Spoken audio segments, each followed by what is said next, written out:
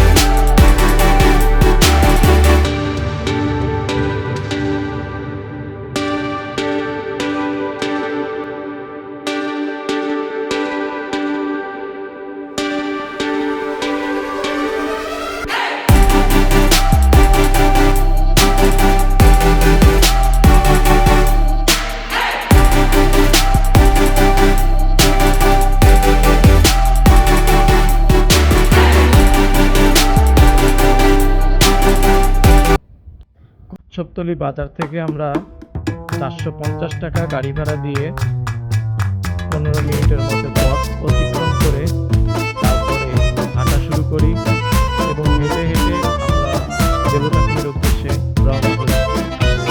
আপনারা যদি চান সেক্ষেত্রে হেঁটেও দেবতাখুমে চলে আসতে পারেন। সেক্ষেত্রে আপনাদের সর্বোচ্চ সময় লাগতে পারে 45 মিনিট থেকে 1 ঘন্টার মতো। আপনারা অবশ্যই দেখলেন কিছুক্ষণ আগে আমরা একটি নৌকা দিয়ে নদীটি পার হলাম। সেখানে আমাদের প্রত্যেকজনকে 10 টাকা করে গুনতে হয়েছে। নদী পাড়ি দেওয়ার পরে আমরা পেয়ে গেলাম পাহাড়ি একটি গ্রাম। গ্রামটি সত্যি নদীর মতো অসাধারণ লাগছিল। মনে হচ্ছিল হয়তো বা শিল্পী এটি তুলি দিয়ে ঢেকে রেখেছে। আমি সবসময় সবাইকে পিছু ফেলে সামনে এগিয়ে যেতে থাকি এবং সেই দৃশ্যগুলো উপভোগ করতে থাকি। আমার মনে হচ্ছিল আমি সেখানেই থেকে যাই, আমি যেন আর সেখান থেকে ফিরে না আসি। প্রকৃতির সাথে মিশে যেতে ইচ্ছে করছিল আমার। দূষণমুক্ত পরিবেশ অপরকে তাকিয়ে থাকতে ইচ্ছে করে আমার। চোখ জুড়িয়ে যায়, মন ভরে যায় প্রকৃতির মাঝে মিশে যেতে ইচ্ছে করে আমার, হারিয়ে যেতে ইচ্ছে করে আমার। আপনারা দেখতে পাচ্ছেন প্রত্যেক ঘর আট এবং কাঠ দিয়ে তৈরি করা এবং অসাধারণ দেখাচ্ছে প্রতিটি ঘরগুলোতে আসলেই থাকতে ইচ্ছে করছিল আমার। মনে হচ্ছিল এখানেই বিশ্রাম নিই, এখানেই থেকে যাই সারাটা জীবন, আর যেন ফিরে না আসি শহরে। পাহাড়ি গ্রামটি পাড়ি দিয়েই দেখতে পেলাম একদম কাশ্মীরের মতো একটি সুন্দর অসাধারণ একটি দৃশ্য। আসলে দেখে বিশ্বাসই হচ্ছিল না আমি বাংলাদেশে আছি না কাশ্মীরে আছি। আমি যেদিকেই তাকাই চারিদিকে শুধু দেখতে পাই সবুজের সমারোহ, পাহাড়, পর্বত, নদী, নালা।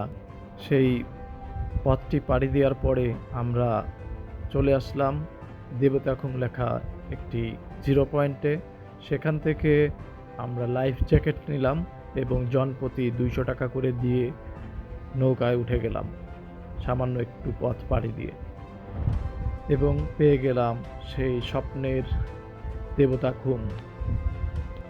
এখানে আসার পরে নৌকাগুলো ছোট হওয়ার কারণে আমরা দুটি নৌকায় উঠে পড়ি। আমরা সবাই আসলে এই মুহূর্তগুলো কখনোই ভুলব না। খুবই এক্সাইটেড এই মুহূর্তগুলো ছিল। এরপরেই আমি দেখতে পেলাম একটি ঝিরি দিয়ে ঝিরিঝিরি পানি পড়ছে। অসম্ভব একটি সুন্দর আওয়াজ হচ্ছিল, যদিও সেই আওয়াজটি আমি সঠিকভাবে আমার মোবাইল ফোনে রেকর্ড করতে পারিনি। আমরা এখন দুই পাহাড়ের মাঝামাঝি জায়গায় অবস্থান করছি এবং দুই পাহাড়ের মাঝ দিয়ে আমাদের মাঝি নৌকা করে আমাদেরকে নিয়ে যাচ্ছে। আসলে দৃশ্যটি মোবাইলে যতটা না সুন্দর দেখাচ্ছে, বাস্তবে তার চেয়ে বেশি সুন্দর। আপনারা কিছুক্ষণ আগেই মনির ভাইদের নৌকাটি দেখলেন। তারা খুবই এনজয় করছিল এই মুহূর্তগুলো। আমি ভ্রমণ পিপাসু একজন মানুষ হওয়ায় সেখান থেকে ফিরে আসতে আমার খুবই কষ্ট হচ্ছিল। এখানে আসার পরে সবাই যে যার মতো মোবাইল ফোন নিয়ে ব্যস্ত হয়ে পড়েছিল, কারণ এই দৃশ্যগুলো আসলেই উপভোগ করার মতো। আমার কাছে কেন জানি মনে হচ্ছিল আমরা একটি কল্পনার জগতে হারিয়ে গিয়েছি, আর সেখানেই আমরা চিরকাল থাকতে চাই, আর কখনোই ফিরে আসতে চাই না এই দুনিয়ায়। আসলে দুনিয়া একটি মিথ্যে মায়া ছাড়া আর কিছুই নয়, কিন্তু তারপরেও এই দুনিয়ার কারণেই আমরা একে অপরের সাথে হিংসা বিদ্বেষে লিপ্ত হয়ে পড়ি। তাই আমাদের সকলকেই মনে রাখতে হবে এই জীবন চিরস্থায়ী নয়। আমাদের ফিরে যেতে হবে যিনি আমাদেরকে পাঠিয়েছেন তার ডাকে। আসলে সেটাই আমাদের আসল ঠিকানা। তাই আমাদের লোভ, লালসা, অর্থ সম্পদের মায়া, দুনিয়ার মায়া, ছেলে মেয়ের মায়া, হিংসা বিদ্বেষ সব কিছু ভুলে একমাত্র তারই ইবাদত করা উচিত। আর আপনাদেরকে আমি বিশেষভাবে অনুরোধ করব, আপনারা বেশি বেশি ভ্রমণ করবেন এবং আল্লাহর সৃষ্টির নিদর্শনগুলো উপভোগ করবেন। তখন আপনার মন আপনাকে প্রশ্ন করবে, এগুলো তো কেউ না কেউ সৃষ্টি করেছে, এগুলো তো আর এমনি এমনি সৃষ্টি হয়নি। তখন আপনার রবের কথা মনে পড়বে আপনার। আমরা দেবদাখুম থেকে ফেরার পথে একটি ঝর্ণার অনুসন্ধান পাই। তারপরে সবাই মিলে সেই ঝর্ণায় গিয়ে ঝর্ণাটি উপভোগ করি। তারপরে আমরা সবাই একসাথে কিছু গ্রুপ ভিডিও এবং ছবি ওঠানোর পরে সেখানে গোসলটা সেরে ফেলি। হয়তোবা মরণের পরে কিছুই থাকবে না এই স্মৃতিগুলো ছাড়া। হয়তোবা জীবনের প্রয়োজনে আমরা এক এক সময় এক একজন এক এক জায়গায় চলে যাব, কখনো আর এক হতে পারবো না, কিন্তু এই স্মৃতিগুলো রয়ে যাবে চিরকাল।